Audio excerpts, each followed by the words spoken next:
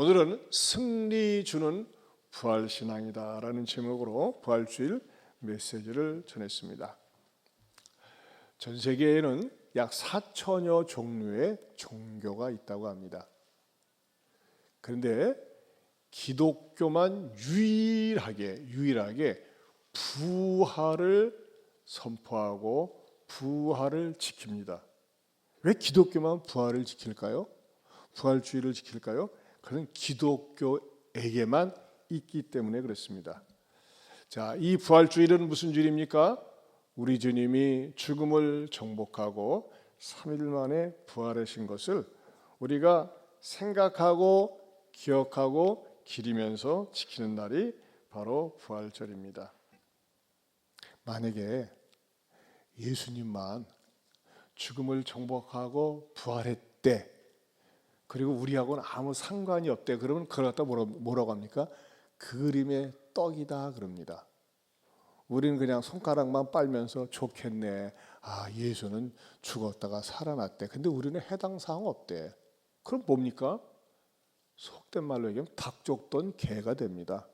예수만 좋은 일을 아는 거예요. 그럼 우리는 다 죽고 우리는 사라지고 예수만 부활한다. 그렇다면 우리하고 직접적인 관계가 없다고 하는 것입니다. 하지만은 예수님은 예수님이 부활한 것을 예수님만 독점하거나 예수님만 혼자서 누리거나 맛보길 원하지 않았다고 하는 것입니다. 예수님은 예수님의 부활이 예수님을 믿는 모든 사람들이 같이 공유하길 원하셨습니다. 같이 쉐어하길 원했어요. 같이 누리기를 원했다고 하는 것입니다. 그러면 어떤 형태로 그 예수님의 부활에 우리가 동참하고 누릴 수 있을까요? 오늘 성경에서 그것을 가르쳐주게 여러분들에게 전하고자 합니다. 첫째는 하나님 나라를 유업으로 물려받을 수 있다는 것입니다. 여러분, 우리는 대한민국이라고 하는 나라에 살고 있습니다. 그러나 여러분, 하나님 나라가 있습니다. 하나님 나라는 다른 말로 하면은 천국이라고도 할 수 있습니다.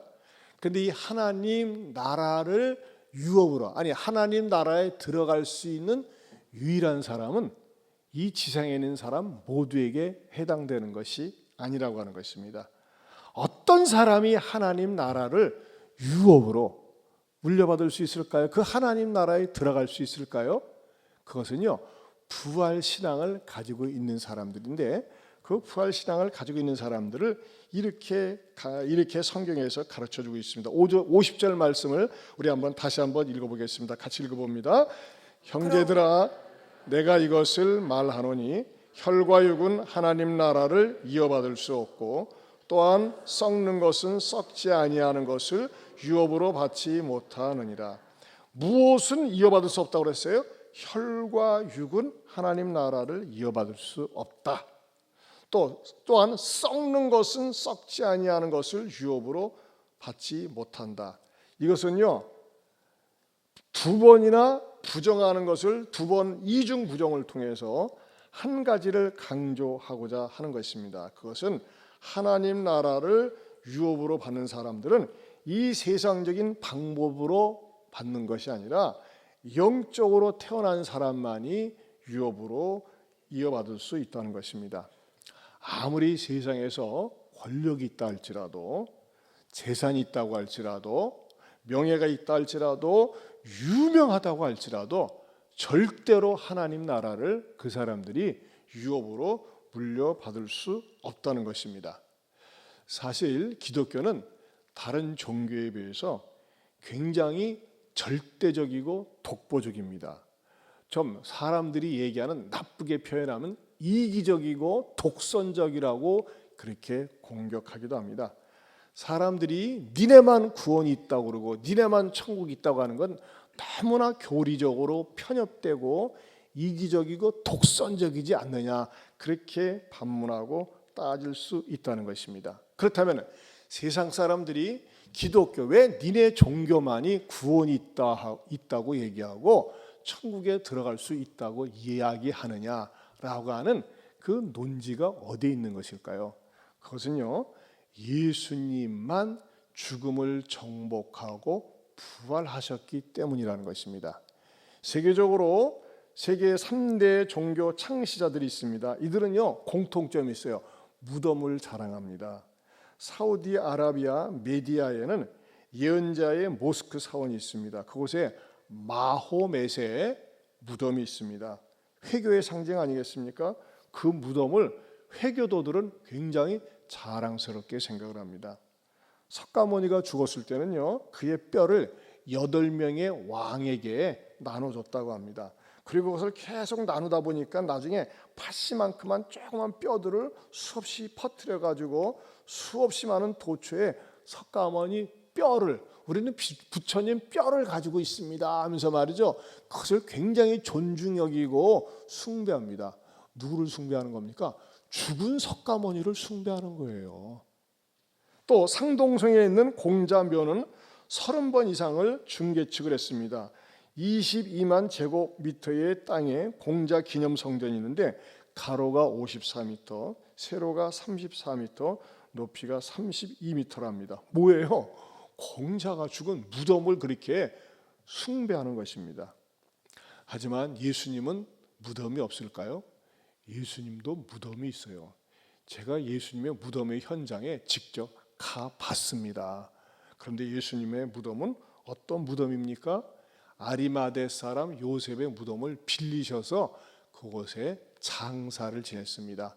그 무덤 현장 잠깐 보겠습니다. 네, 돌무덤으로 되어 있습니다. 자, 예수님께서 부활하셨을 때에 돌무덤은 저 사람의 힘으로 움직일 수가 없습니다. 하나님께서 이렇게 초자연적인 능력으로 천사들을 통해서 돌무덤을 옆에다 옮겨 놓으셨어요. 그리고 그 무덤에 베드로와 요한 제자들이 딱 들어가 보니까 뭐가 있어요? 보세요, 안에는요 예수님의 시신이 없었다고 하는 것입니다. 예수님의 시신은 누가 훔쳐간 것일까요? 아닙니다. 예수님은 부활하셔서 다른 성경에 나와 있는 것처럼 제자들에게 보이시고 부활한 몸을 보이셨다고 하는 것입니다. 이렇게 예수님은 모든 인류 가운데서 유일하게 완전히 십자가에 처형당해서 처참하게 죽으셨다가 3일 만에 영광스러운 몸으로 부활하셨다고 하는 것입니다. 자, 이런 예수님은 어떤 예수님입니까? 이 예수님은요, 그 예수님이 누구인지를 믿는 사람들에게 부활에 대한 산 소망을 주셨고 그 부활함으로 말미암아 영광스러운 하나님 나라에 들어갈 수 있는 유업을 유산으로 주시려고 한다는 것입니다. 여러분, 이것은요 아무리 머리가 좋다고 해서 이해가 되는 게 아니에요. 많이 공부한다고 해서 깨닫는 게 아니에요. 이것은 어떻게 깨달아질까요? 믿음으로 받아들여지는 겁니다. 그리고 이 하나님 나라를 유업으로 받고 부활에 참여할 수 있는 사람은 어떤 사람일까요? 어떤 사람이 이것을 이어받을 수 있을까요? 그 하나님 나라의 유업을요, 그것은 하나님의 자녀가 이어받을 수 있습니다. 하나님의 자녀, 한번 따라서 합시다. 하나님의 자녀. 그러면요, 하나님의 자녀는 누가 하나님의 자녀가 될 수 있을까요? 그것은요, 영생을 가진 자가 하나님의 자녀가 될 수 있습니다. 영생을 가진 자. 그러면요, 하나님의 자녀가 되고 영생을 가진 자는 어떻게 알 수 있을까요? 무엇으로 알 수 있을까요? 당신이 하나님의 자녀야? 영생을 가지고 있어? 증명해봐. 여러분, 내가 한국 사람임을 증명하려면 동사무소에 가서 주민등록 초본이나 호적 초본을 떼어서 나는 이 나라 사람이야 하면서 보여주면 돼요. 그런데 우리가 내가 하나님의 자녀다, 나는 영생을 가지고 있다, 무엇으로 증명할 수 있겠습니까? 어떻게 증명할 수 있겠습니까? 여러분들이 그것을 증명하지 못하면요, 죄송하지만 하나님의 자녀 아니에요. 꽝이에요, 꽝. 그냥 종교인이에요. 그러면 내가 하나님의 자녀라고 하는 거, 내 안에 영생을 가지고 있다고 하는 거 어떤 식으로 증명할 수가 있어요? 이렇게 믿고 고백할 수 있으면 그 사람은 하나님의 자녀입니다. 나는요, 내 힘과 내 공로, 내 노력, 내 수행으로는, 내 지식으로는 나 스스로는 구원받을 수 없지만은 죄로부터 구원받을 수 없지만 예수님이 나의 죄를 위해서 십자가에서 죽으시고 나를 의롭다 하기 위해서 3일 만에 부활하셨습니다. 이것을 내 마음에 믿고 입술로 고백하면 그 사람은 바로 영생이 있고 하나님의 자녀가 된다는 것을 증명하는 것이라는 것입니다. 그렇다면 사랑하는 성도 여러분, 제가 여러분에게 질문하겠습니다.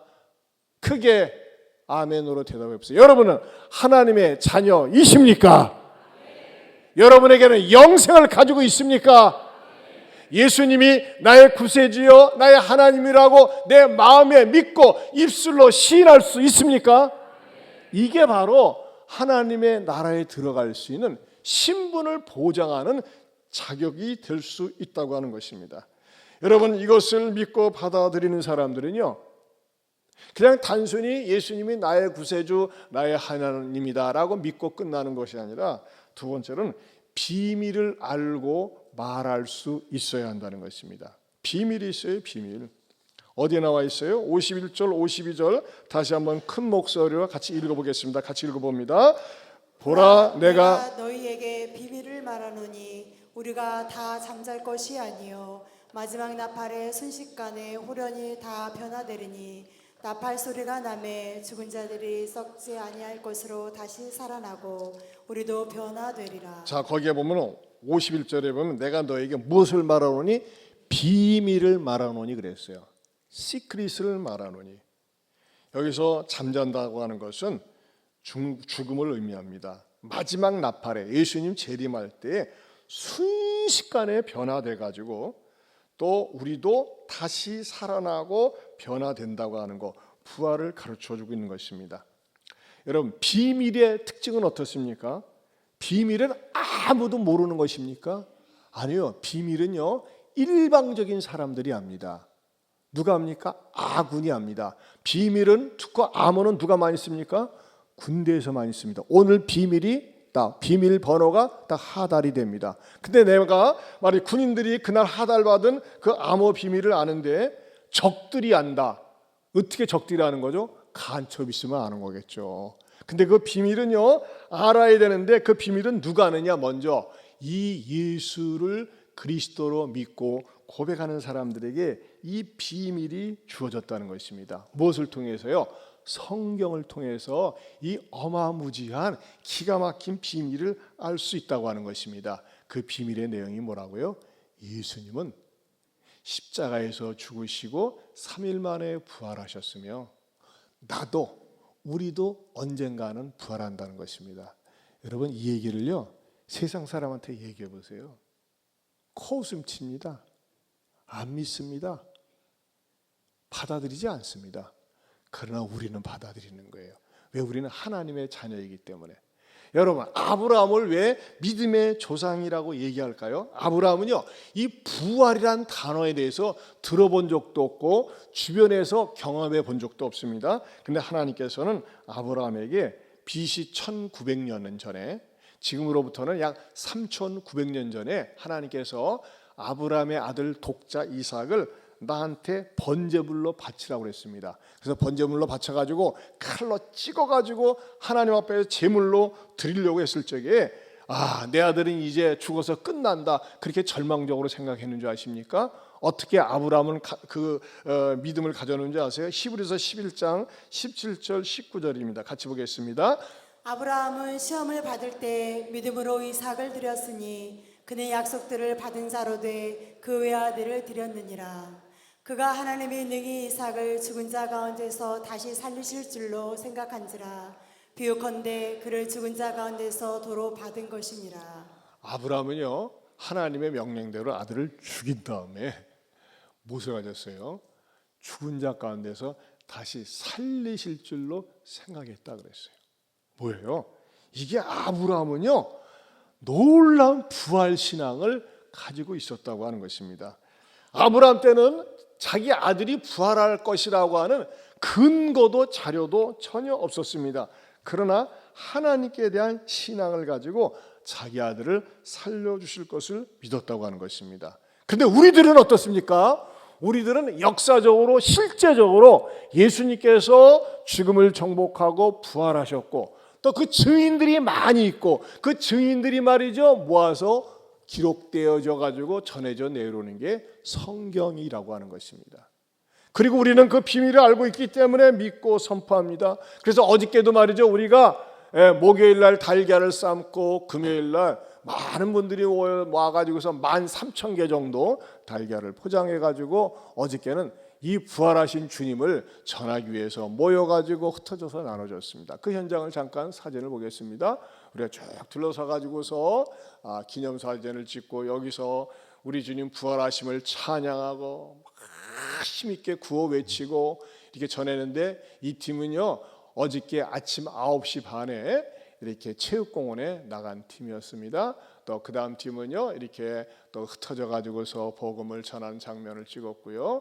또 저도 롯데마트 앞에서 아내와 더불어서 이렇게 달걀을 나눠주며 전했고 또 배산에 가서도 이렇게 우리 또 전도팀이 나가서 전도를 했고 우리 청대부에서도 이렇게 원광대 앞에서 우리 아이들하고 전했고 또 여기는 여기가 어디입니까?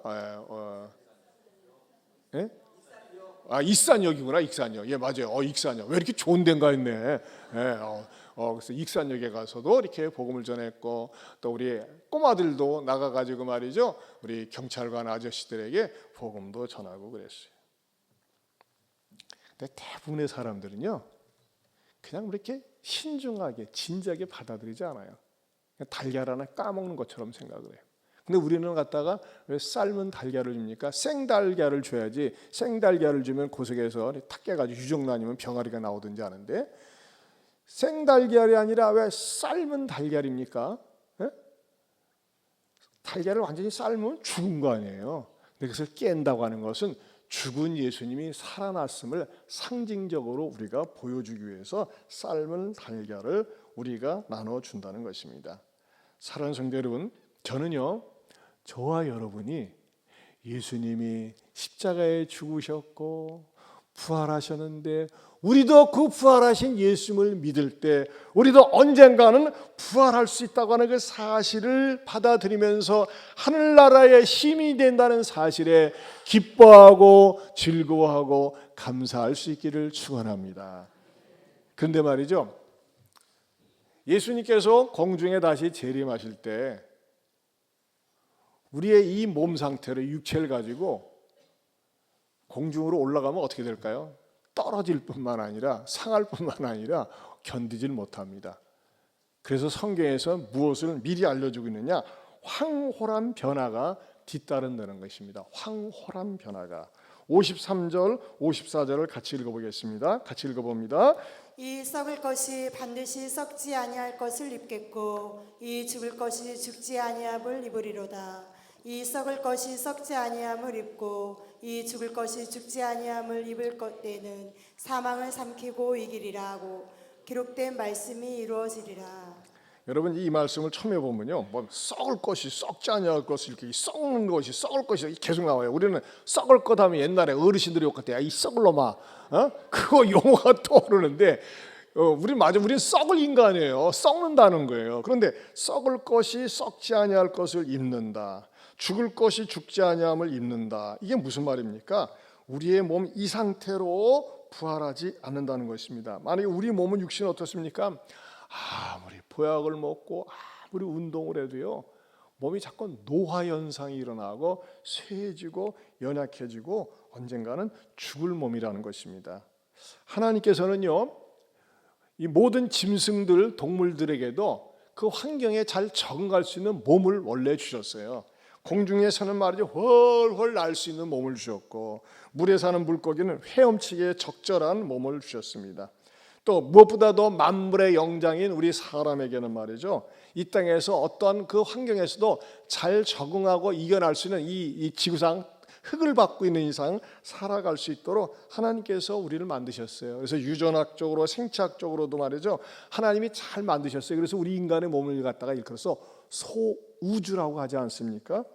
그런데 이런 몸을 가지고서는 절대 우리 주님의 재림을 맞이할 수 없다는 것입니다.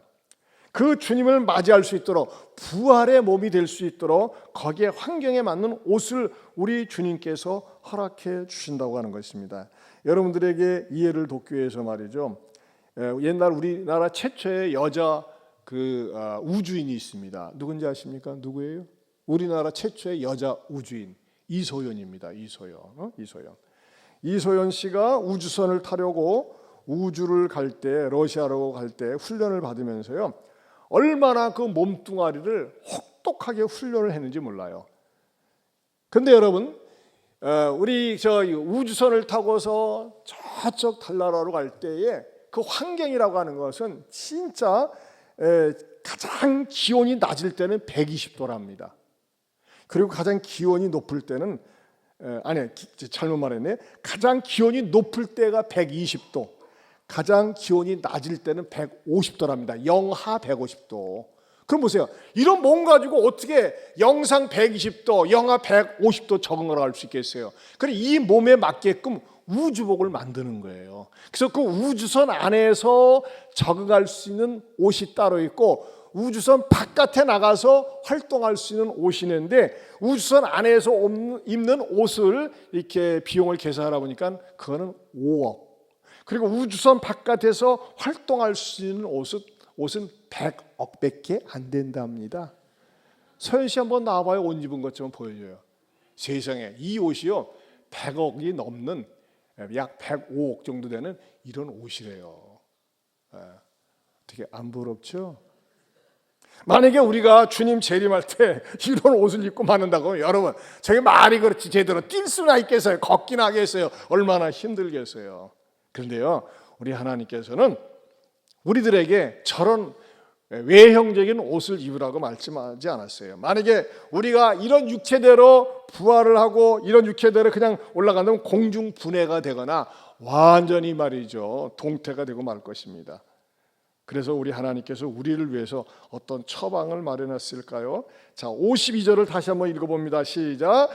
나팔 소리가 나매 죽은 자들이 썩지 아니할 것으로 다시 살아나고 우리도 변화되리라. 거기다 줄을 치세요. 변화되리라 그랬어요. 변화가 일어나는 거예요. 변화.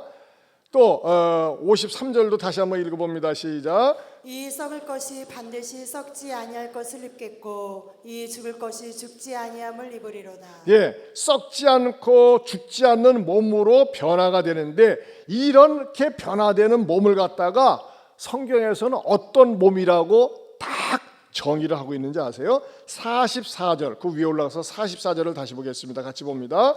육의 몸으로 심고 신령한 몸으로 다시 살아나나니 육의 몸이 있은즉 또 영의 몸도 있느니라. 자, 어떤 몸으로요? 신령한 몸. 따라서 합니다. 신령한 몸. 뭐 현대식으로 뭐 초과학적인 몸. 뭐 그렇게 하지 않았어요. 신령한 몸이라는 겁니다. 이 신령한 몸은 어떤 몸이에요? 예수님과 똑같은 몸이에요. 예수님은 부활하신 다음에 제자들이 무서워가지고 다락방에 꼭꼭 숨어라 머리카락 보인다 하면서 말이죠 다 창문 모든 걸 닫고 어둠 가운데 있을 때 불쑥 벽을 뚫고 나타나셨어요. 공간을 초월해서 나타나셨어요. 예수님의 몸처럼 우리도 공간을 초월해 가지고서 신령한 몸으로 우리가 가고 싶은데 마음대로 갈 수 있고 움직일 수 있는 거예요. 그런데요 무엇 하나는 바뀌지 않습니까? 내가 원래 가지고 있는 오주환이라고 하는 DNA, 내 의식 이것은 그대로 있는 거예요. 또 외형도 서로 알아볼 거예요. 집사에서 알아봐야 될 거 아니에요. 저분 저 찬양인데 했던 분인데 다 알아봅니다. 그러나 몸 자체는 신령한 몸이 되어서 하나님께서 만들어 놓으신 그 아름답고 광활한 우주의 세계, 여러분 이 우주별이라는 게 우리 지구만 해도 조그만 점에 지나지 않습니까? 수천억의 상상도 할 수 없는 그 우주 세계를 우리 하나님은요 우리 사람들이 여유 있으면 뭘 제일 좋아합니까? 여행을 좋아해요. 제가 이제 주님이 부활하신 다음에 예한교회 성도 여러분 여기 붙으세요 하면 여기 딱 달라붙어가지고 같이 쭉 부활한 몸으로 여러분들과 더불어 이렇게 여행도 다니고 그럴 날을 꿈꿔봅니다. 헛소리 같습니까? 어떻게 여러분 공상 과학 얘기하는 것 같습니까? 이야 참 말 그럴듯하게 하네 그러는 것 같습니까? 만약에 이런 얘기를 하면 헛소리입니다. 그러나 이것은 분명합니다. 우리 주님이 죽음을 정복하고 부활하셨기 때문에 우리도 우리 예수님 재림하시는 날 영광스러운 몸으로 부활해서 신령한 몸을 가지고 우리도 마음껏 원하는 곳에 갈 수 있고 만날 수 있고 누릴 수 있는 그날이 반드시 온다고 하는 것입니다. 뭐 구체적으로 어디 여행 가고 그건 잘 모르겠어요. 그러나 그건 뭐 미리 안 알려주셨어요. 하지만 분명한 것은 이 땅의 세계보다는 주님이 다시 재림하실 때의 그 세계는 훨씬 영광스럽고 아름답고 찬란하다는 것입니다. 그 세계가 우리를 위해서 기다리고 있는 줄로 믿습니다.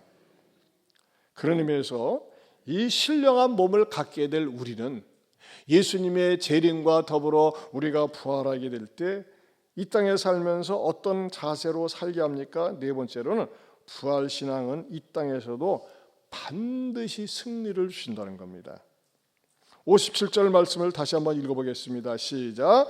우리 주 예수 그리스도로 말미암아 우리에게 승리를 주시는 하나님께 감사하노니. 네, 세상에서는 가장 큰 목표가 뭡니까? 이제 4월 10일 날 총선이 있습니다만은 많은 사람들이 여기 참여하면서 뭐예요? 당선되는 거예요. 당선되는 걸 뭐라고 했을까? 성공했다고 할 거 아니에요? 재물로 성공했다, 학위로 성공했다, 무엇으로 성공했다. 성공에 초점을 맞추고 있어요. 그러나 그리스도는요, 성공보다 더 나은 개념이 있습니다. 그게 뭘까요? 승리입니다. 승리. 이 승리라는 개념은요, 내가 지금 질병을 앓고 있어도 가난해도 사람에게 내세울 것이 없어도 나는 승리했습니다. 승리할 것입니다. 무엇으로요? 신앙으로 승리를 하는 것입니다. 내 삶이 내 원하는 대로 되지 않았어도, 내가 늘 몸에 질병을 끌고 다녀도, 내가 암투병을 해도, 내가 내세울 것이 없어도, 기운이 없어도 나는 승리할 수 있습니다. 승리합니다. 고백합니다. 무엇 때문에요? 부활신앙을 가지고 있기 때문에 그렇게 할 수 있다는 것입니다. 그리고 그런 예수 부활을 가지고 있는 분들은요, 이 땅에 살면서도 반드시 내가 승리할 것이라고 하는 믿음을 가지고 산다는 것입니다. 몇 년 전에 청춘아 가슴 뛰는 일을 찾아라라는 에세이를 출간한 분이 계세요. 제목이 참 멋있어요. 청춘아 가슴 뛰는 일을 찾아라. 김혜영이라는 분이 책 에세이집을 출간했습니다. 이분은 65년생이세요. 나이는 현재 59입니다. 근데 참 이분의 사연은 굉장히 불행했더라고요. 이 김혜영 자매의 아버지가 결혼해서 아들을 발을 했는데 첫째 태어난 게 딸이었어요. 그렇다고 정말 아버지 못됐어요. 3일 만에 이 딸을 집어 던져버렸어. 꼴보기 싫다고. 그래가지고 척추가 나가가지고 척추를 다쳐서 평생 키가 134cm 정도밖에 안 되었습니다. 척추 장애인으로 살았습니다. 그러면서도 이 김혜영 자매는 5남매 중에 장녀였습니다. 근데 이 아이가 잘 자라지 못하니까 가족들은 항상 수치로 생각을 하고, 이 김혜영의 엄마는 말이죠, 자기 딸에 대해서 우라병이 나고 막 성질이 나고 정신질환까지 생겨가지고 칼을 갖고 다니면서 너 때문에 우리 집안이 재수가 없다고 하면서 딸을 널 죽이려고 막 그랬답니다. 얼마나 무섭겠어요. 딸이 얼마나 귀한데 이 딸의 이 진가를 모르고 그런 것 같아요. 그리고 말이죠, 이 딸을 갖다가 괴롭히니까 이 김혜영은 늘 울면서 바깥에 나가서 집안에 잘 들어오지도 못했답니다. 그리고 초등학교를 졸업할 때쯤에 이 김혜영의 아빠가 자격지심이 생겼는지 목매달아 자살을 했어요. 또 그것으로 충격받아서 엄마는 집을 나갑니다. 한마디로 갑자기 고아가 된 거죠. 어디 갈 데가 없으니까는 초등학교를 졸업하고 남의 집 파출부로 들어갑니다. 그때 당시에 월급을 3만 원 받았다고 합니다. 열심히 일하면서 내 인생은 이럴까? 나는 내 이 부모를 잘못 만나가지고 내 인생이 이렇게 꼬이고 비참하고 처참할까? 내가 어떻게 살까? 무슨 낙으로 살까? 하면서 말이죠, 열심히 일하다가 우연히 신문을 보게 됐는데, 신문의 광고 속에 무료 직업훈련원 학생 모집이라는 광고를 봤어요. 자기 인생을 파출부로만 이렇게 정말 장애인의 몸으로 비참하게 살아야 되는가 하면서 늘 안타까움을 마음을 가지고 있었는데, 무료 직업훈련원 학생 모집을 보고 그 다음에 기술을 배우기 시작합니다. 무슨 기술이냐? 편물 짜는 수업이 있어요. 옛날에 편물을 많이 짰었어요. 편물요. 그것을 하루 14시간씩 수업을 받습니다. 근데 이 김혜영에게 축복이 다가오는데 뭐가 축복일까요? 예수님을 잘 믿는 선생님을 만나게 되었어요. 여러분 따라서 예수 잘 믿는 사람을 만나면 축복의 시작입니다. 예수님을 잘 믿는 선생님을 만나서 안내를 받고 예수님을 믿게 되었어요. 그러면서 하나님 나 같은 거 버리지 않고 외면하시지 않았군요 하면서 말이죠, 예수님이 나를 위해서 십자가에 죽으시고 부활하셨다는 그 사실을 믿음으로 받아들이면서 이 세상에 하나님 내가 받은 은혜 받은 축복이 많은데 인간적으로 뭐 없는데도 불구하고 제가 어떻게 하나님을 위해서 살까요? 그냥 뭔가 드리고 싶은데 헌신하고 싶은데 나에도 하나님 앞에 뭔가 좀 드릴 것 좀 가르쳐 주세요 하면서 말이죠, 하나님 앞에 기도하는데 너에게 있는 은사를 가지고 최선을 다해서 살으라고 하는 그런 감동이 와서 열심히 삽니다. 그러면서 중고등학교를 검정고시를 통해서 패스를 하고 1984년 전국 기능대회에서 기계 편물 부분 1위로 수상을 합니다. 그리고 1985년 콜롬비아 세계 장애인 기능 경기대회에서 세계 1위를 차지합니다. 이 분야에서 세계 1등이 되는 것입니다. 그리고 1990년에는 아프리카 보츠와나에 설립된 굿호프 직업학교 편물 교사로 14년 동안 자원봉사하러 나가서 아프리카 사람들을 섬겼습니다.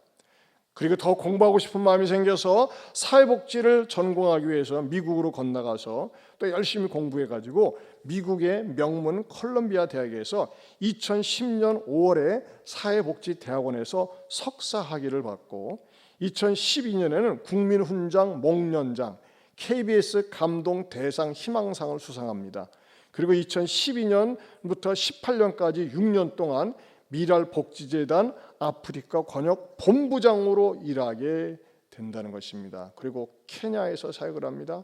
각종 국제사회복지개발 사업에 참여하고 2년 전인 2022년도에는 백석대학교 기독전문대학원에서 선교학 박사 학위를 받게 됩니다. 그리고 내가 이렇게 받은 분복 너무나 감사하다고 하면서 케냐 선교사로 들어가서 그 케냐에 있는 아프리카 사람들에게 편물도 가르쳐주고 교육 활동을 하고 있다는 것입니다. 자, 너무나 비극적인 삶을 살았던 이 김혜영이라고 하는 인물은 지금 현 선교사입니다. 그러면서 김혜영 그녀가 뭐라고 고백을 하고 있는 줄 아십니까? 같이 한번 글을 한번 읽어보겠습니다. 시작.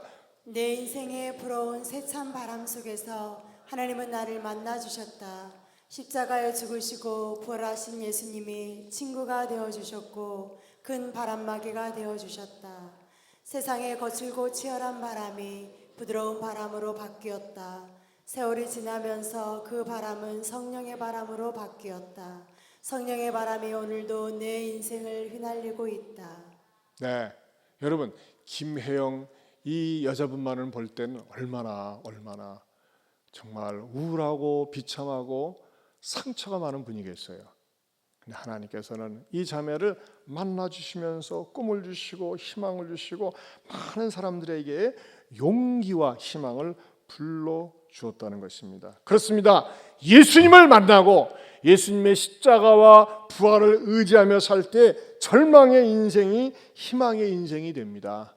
죽음밖에 생각할 수밖에 없고 죽을 것만 생각하는 사람에게 생명의 인생으로 바뀌어진다는 것입니다. 버림받고 외면받을 인생에게 다른 사람을 구출해내고 구원해내는 쓰임받는 인생이 된다는 것입니다. 사랑하는 성도 여러분, 여러분 가운데서 이 김혜영 자매 같은, 김혜영 선교사와 같은 이런 처지에 있는 분 계십니까? 거의 없을 거예요. 그러나 이 자매가 오늘날 이렇게 우뚝 서서 우리 한국 사회에서 또는 아프리카 케냐에서도 위대하게 쓰임받을 수 있었던 건 무엇입니까?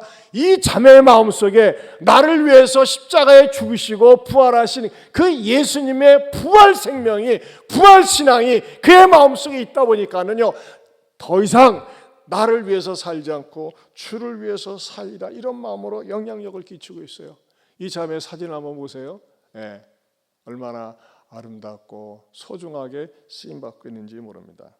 사랑하는 성도 여러분, 저는 성령님께서 저 여러분의 마음속에 내가 가진 것 없고 내세울 것 없지만 내 마음속에 한 가지 부인하고 외면할 수 없는 사실, 예수님은 나의 죄를 위해서 십자가에 죽으시고 3일 만에 부활하셨습니다. 나는 그 주님을 믿습니다. 내가 그 주님을 믿기 때문에 하나님 나라를 유업으로 물려받을 수 있습니다. 그리고 이 비밀을 사람들한테 얘기하고 싶고 나도 언젠가 영광스럽게 반드시 우리 주님처럼 부활할 수 있음을 믿으면서 승리를 향해서 전진할 수 있기를 주님의 이름으로 축원합니다.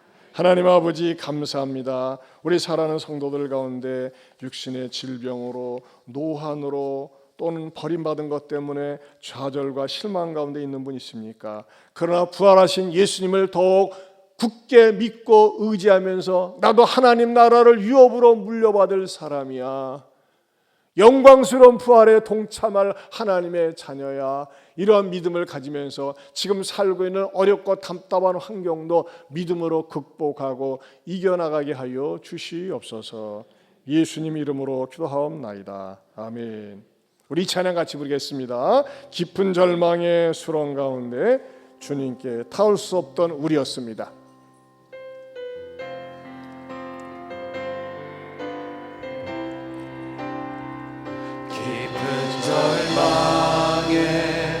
수렁 가운데 주님께 닿을 수 없던 우리,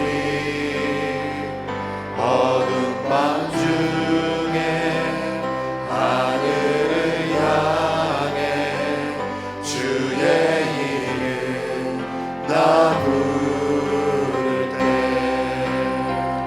어둠을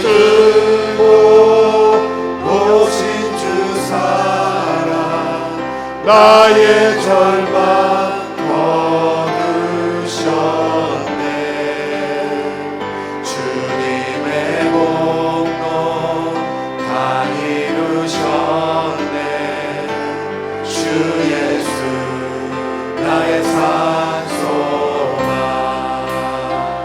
그 누가 주의 잠일 나라 한없는 은혜 증량할까. 영광을 떠나 이 땅에 오신 죄가 되신 구주 예수,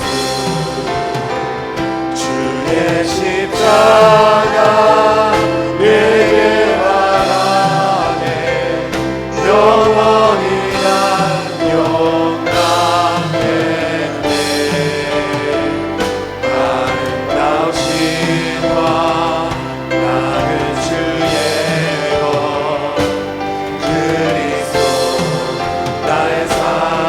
다 같이 일어서서 할렐루야 주를 찬양하여라. 할렐루야 자유케 하셨노라. 죄의 저주 그으신 주께 구원 있노라. 주 예수 나의 산소 할렐루야 주를 찬양하여라. 할렐루야 자유케 하셨노라. 죄의 저주 그으신 주께 구원 있노라. 주 예수 나의 산소망.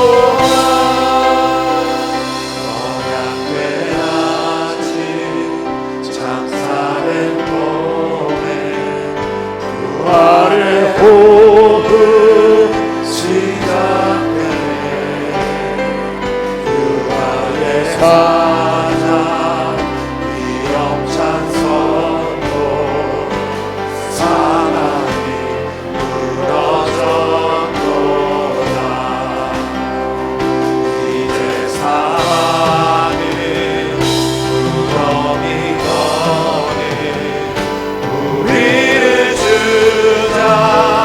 할 수 없네. 유다의 사자 위험산 고요 사방이 무너졌도다. 사방이 무너졌도다. 주 예수 승리하셨네. 두 손을 높이는 할렐루야. 주를 찬양하여라. 할렐루야. 자유케 하셨도다. 죄의 저주 끊으신 주께 구원이 있도다. 주 예수 나의 산소만. 할렐루야. 주를 찬양하여라. 할렐루야. 자유케 하셨도다. 죄의 저주 끊으신 주께 구원이 있도다. 주 예수 나의 산소만.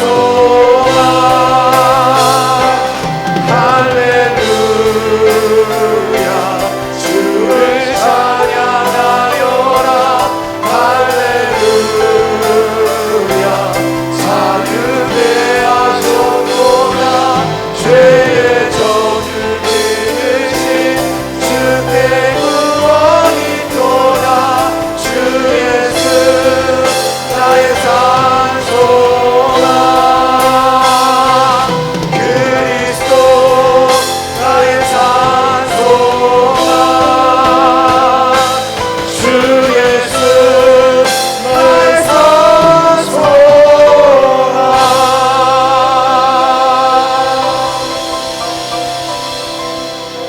여러분, 이 찬양 부를 때 여러분의 가슴이 안 뜨겁습니까?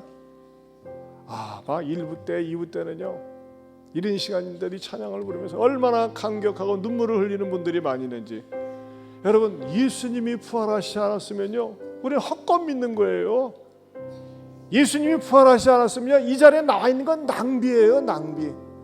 그러나 예수님이 부활하심으로 말미암아 우리의 예배가 가치가 있는 것이고, 또 내 삶 속에 굴곡지고 얼룩지고 슬프고 비참하고 괴로운 과거가 있다 할지라도 주님은 그것을 다 씻어주시고 나에게 미래와 소망과 새 생명과 용기를 주시는 줄로 믿습니다. 아멘. 여러분, 이 찬양 다시 우리의 신앙을 고백하는 마음으로 불렀으면 좋겠어요. 간절히 불러보세요. 가슴이 뜨거워집니다. 이런 찬양을 부르는데도 불구하고 가슴이 뜨거워지지 않는다. 좀 문제가 있어요. 남는 시간은요, 밥 먹을 시간밖에 없어요. 한번 이 찬양을 우리의 고백하는 마음으로, 감사하는 마음으로 처음부터 다시 한번 우리 불러보겠습니다. 깊은 절망에 수렁 가운데 주님께 닿을 수 없던 우리 어둠 밤 중에 하늘을 향해 주의 이름 나 부르네. 어둠을 뚫고 오신 주 사랑 나의 절망 거두네.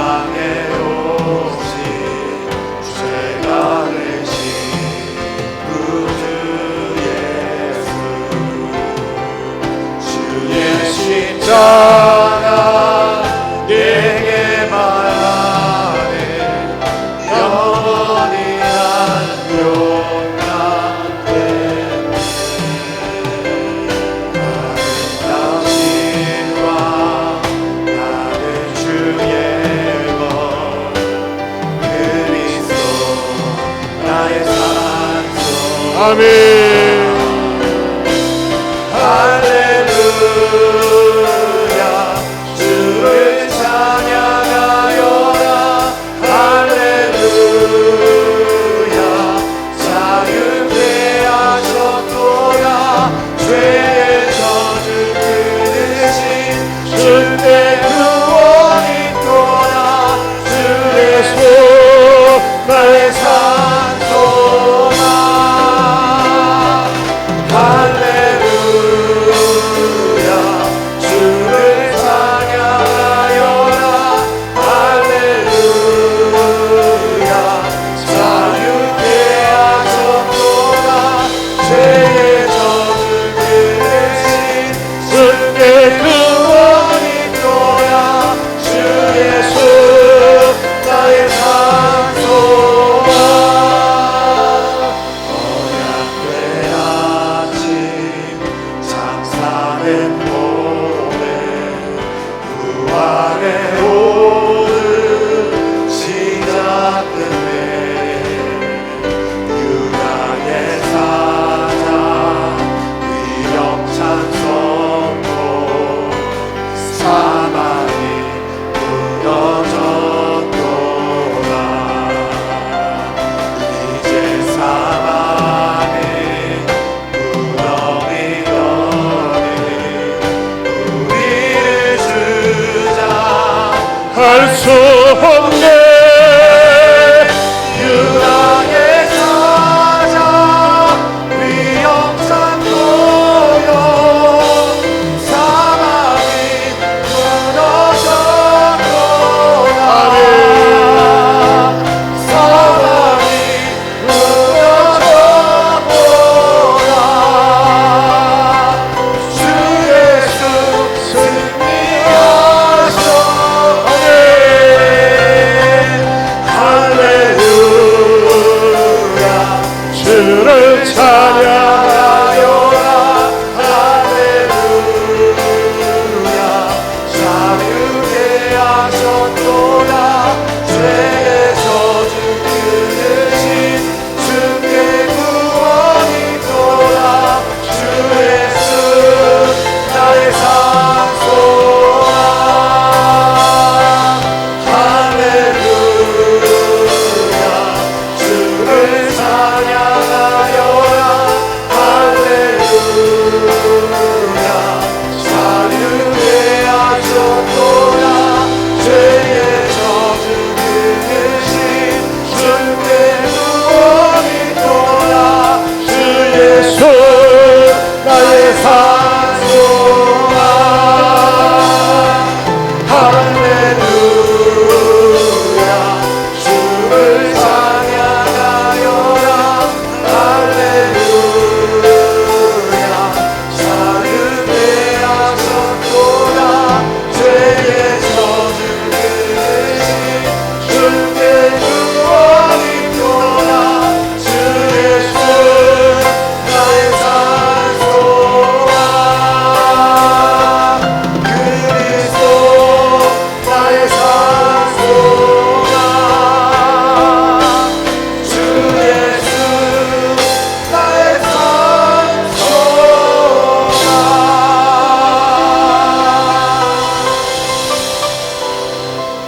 여러분 어떤 고통 가운데 있습니까? 어떤 어려움 중에 있습니까? 어떤 혼란 가운데 있습니까? 여러분 보세요. 김혜영 선교사는 태어난 지 사흘 만에 아빠가 던져버리는 바람에 척추장애가 됐어요. 얼마나 비참합니까? 얼마나 처참합니까? 초등학교밖에 나오지 못하고 파출부로 일하다가 편집 광고를 보고 그리고 좋은 선생님을 만나서 예수님 믿고 오늘날에는 세계적으로 쓰임받는 인물이 되었어요. 여러분, 여러분의 가정에 어떤 어둠이 있습니까? 어떤 답답함이 있습니까? 어떤 절망이 있습니까? 예수님을 모셔드리세요. 예수님을 찾으세요. 예수님을 의지하세요. 여러분의 문제를 풀어드릴 수 있습니다. 절망을 희망으로, 죽음을 생명으로, 질병을 치유하심으로 역사할 수 있습니다. 여러분 예수님을 의지하세요. 예수님 부활하신 예수님 내 삶 속에 찾아와 주시고 그 예수님을 더 의지하길 원합니다. 더 믿길 원합니다. 나를 도와주시고 나를 불쌍히 여겨달라고 우리 한번 주여 한번 부르고 기도합니다. 주여!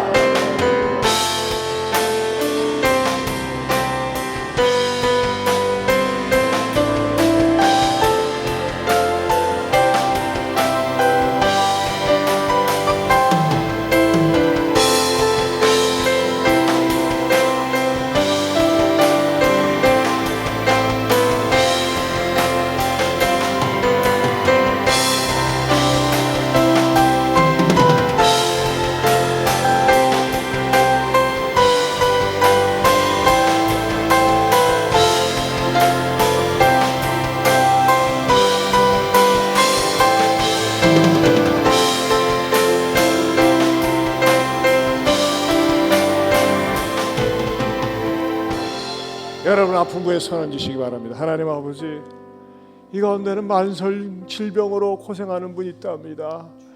암 투병하는 분도 있습니다. 또 가족 가운데 공황장애로, 조증으로, 조울증으로 고통당하는 자녀들도 있습니다. 하나님 아버지, 우리의 손주들을 볼 때 너무나 답답하고 너무나 괴롭고 너무나 어둠 가운데 있는 자녀들이 있습니다. 토막에 빠져 있습니다. 악한 것에 빠져 있습니다. 주님 도와주시옵소서. 예수 이름으로 명하노니 나를 힘들게 하고 지치게 하는 질병은 떠나갈지어다. 고통도 떠나갈지어다. 불면증도 떠나갈지어다. 정신질병도 떠나갈지어다. 절망도 떠나갈지어다. 부활이요 산소망 되시는 그 주님을 의지하고 승리를 바라보면서 뒤를 돌아보지 않고 낙심하지 않고 나가는 모든 성도들 되게 하여 주시옵소서. 이제는 우리 주 예수 그리스도의 은혜와 하나님 아버지의 변함이 없는 사랑과 성령님의 감화 감동 교통하심의 은혜가 부활의 산소망 되시는 승리 주시는 주님 붙잡고 나도 승리를 맛보며 살겠노라고 다짐하는 모든 성도들 위해 영원토록 함께 있을지어다. 아멘.